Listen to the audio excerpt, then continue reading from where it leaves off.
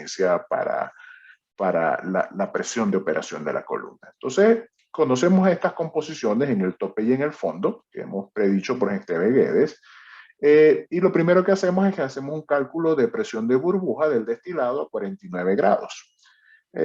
Una vez más, ¿por qué 49 grados? Bueno, porque consideramos que vamos a utilizar agua como fluido de enfriamiento, entonces consideramos que a la salida de ese condensador el agua se ha calentado a esa condición de 49 grados centígrados, que podemos luego volver a enfriar en lo que es una torre de enfriamiento.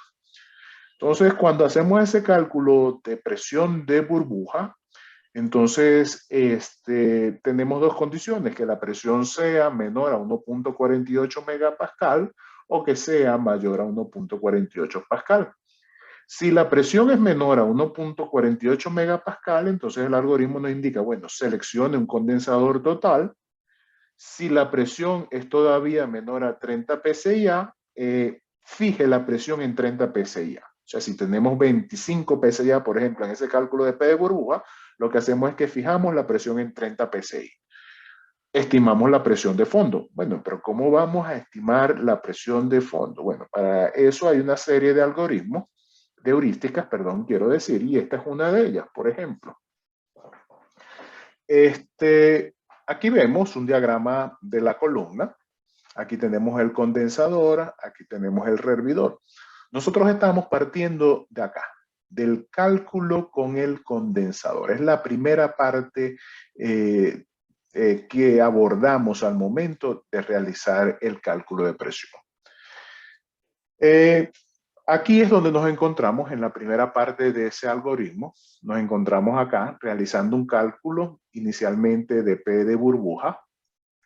En ese caso, el cálculo de P de burbuja, bueno, si la presión es menor a 1.5 megapascal, el condensador ya lo vamos a seleccionar como total. Si la presión se encuentra entre 1.5 y 2.5 megapascal, ese condensador va a ser parcial. Entonces, con ese cálculo inicial que tenemos, por ejemplo, de P de burbuja, fijamos, en caso de que cumplamos satisfactoriamente el rango, fijamos la presión que hay en el condensador. Luego, por una heurística, que es una aproximación inicial, fijamos lo que es la presión en el tope de la columna. Para ello suponemos una caída de presión que puede estar en el rango de 35 a 14 kilopascal. Fíjese que aquí ya entra un criterio del diseñador. Fíjense que no es un cambio, no es un valor absoluto, que bueno, son 35, son 14, sino que hay un rango de delta P donde el diseñador puede jugar con ese rango. Eso nos permite determinar lo que es la presión del tope. Luego, asumimos otra caída de presión que es de 52 kilopascal, y entonces esa presión que hemos calculado del destilado, aquí PD se refiere a presión del destilado, que es la presión que acabamos de calcular aquí en el condensador. Le sumamos 52 kilopascal y vamos a tener una presión promedio en lo que es la alimentación. Luego seguimos avanzando hacia el fondo de la columna y entonces por heurística, con una caída de presión de 69 kilopascal, podemos obtener lo que conocemos como la presión en el fondo. Esto es una aproximación inicial. ¿Por qué es una aproximación inicial? Porque esto, al final de cuentas, va a depender de las dimensiones de la columna. Va a depender realmente del número de etapas que tenemos en la sección de rectificación y del número de etapas que tenemos en la sección de agotamiento.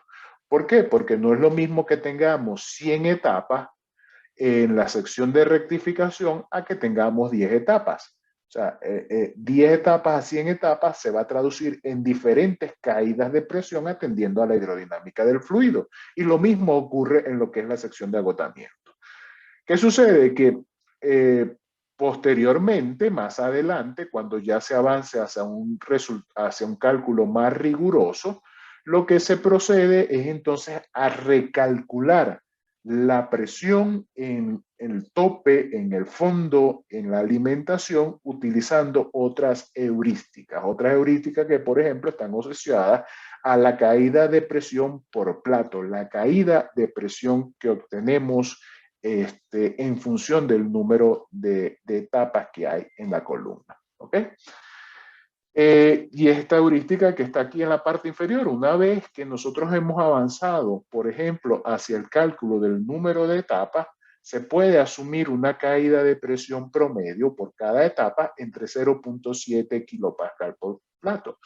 Entonces, fíjense, por ejemplo, si aquí tenemos 100 etapas en la sección de rectificación y aplicamos esta heurística, vamos a tener una caída de presión entre el tope y el fondo de aproximadamente 70 kilopascal. Entonces, fíjense que un delta P, en este caso, cuando tenemos 100 etapas de 70 kilopascal, es muy diferente a un delta P que hay aquí, que es nada más de 52 kilopascal. Y de hecho, entre el tope, la presión en el tope y en la alimentación es mucho menor. Es menos de 20 kilopascal. Entonces, la diferencia de presiones que hay es significativa, por lo cual este método que tenemos acá por las heurísticas es solamente una aproximación inicial. Inclusive, si tenemos 10 etapas, vamos al otro caso extremo, no hay 100 etapas, hay únicamente 10 etapas, la caída de presión que realmente estaremos teniendo en la columna no es de 70, es únicamente de 7 kilopascal. También es bastante diferente a la que estamos declarando inicialmente en el algoritmo. ¿Okay? Entonces, en resumen, calculamos esta presión acá. Inicialmente por heurística, asumimos estas caídas de presión y con eso tenemos presiones en la alimentación y en el fondo. Más adelante, cuando se avanza en el diseño mecánico, esta es la primera aproximación. Más adelante, cuando se avanza en el diseño mecánico, entonces ya se toma una caída de presión más rigurosa para tener entonces la aproximación al plato. ¿Qué sucede? ¿No? En el material que les he compartido, ¿no? En la plataforma hay una serie de, también son heurísticas, ¿no? Hay una serie de heurísticas que he venido recopilando de la literatura que nos permiten comprender mejor este cálculo, ¿no? Que nos dan ciertas recomendaciones, sugerencias, porque hay situaciones que no están previstas en ese método de shortcut, ¿no? Entonces, fíjense que la primera de ellas que podemos ver en este documento, permítame buscar el apuntador otra vez. La primera de ellas que podemos ver en este argumento es analizar el equilibrio líquido-vapor. Analizar el equilibrio líquido-vapor para comprender cómo la mezcla se comporta en un rango de presión.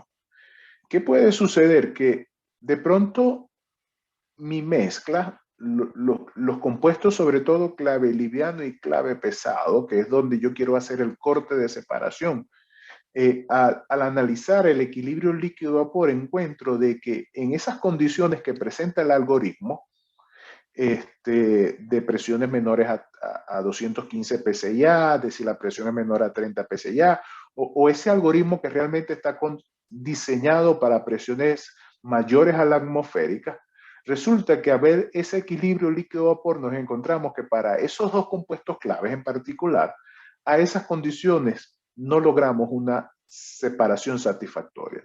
Y no logramos una separación satisfactoria simplemente porque cuando vemos un diagrama de XY, vemos que las relaciones XY, las composiciones son muy cercanas.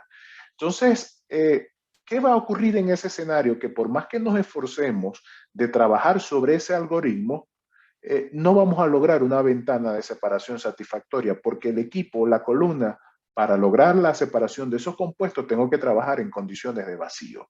Entonces, esto nos ahorra esfuerzo, nos ahorra bastante esfuerzo conocer nuevamente cómo es el equilibrio líquido-vapor del proceso, ¿ok? Entonces, ese es el primero de los algoritmos, ¿ok?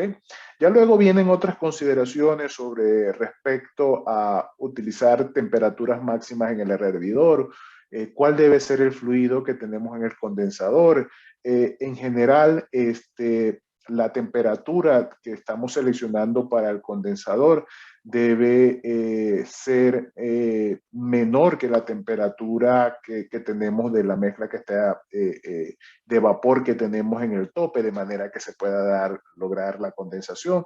Y así una serie de recomendaciones que encontrarán en el material para lo que es la predicción o complementar esta parte. Les recomiendo su lectura para que posteriormente le podamos dar una discusión más en detalle, ¿ok? Entonces, vuelvo al algoritmo. Entonces, una vez que tenemos esa presión de fondo por la heurística, calculamos una temperatura del burbujo de fondo. El objetivo de este cálculo de T de burbuja es determinar cuál es la temperatura que hay en el fondo. ¿Okay? Recordemos que en el fondo de la columna lo que está saliendo es una corriente de líquido que va a ebullir, entonces lo que calculamos es su T de burbuja. Esa va a ser la condición de temperatura que va a tener la corriente que hay en el fondo. Esto lo hacemos porque necesitamos conocer la temperatura de descomposición crítica de la mezcla, ¿ok? Las temperaturas de descomposición crítica de la mezcla la podemos calcular con apoyo del simulador de proceso, ¿ok? Porque manualmente es un cálculo muy tedioso de llevar a mano. Recuerden que no estoy hablando de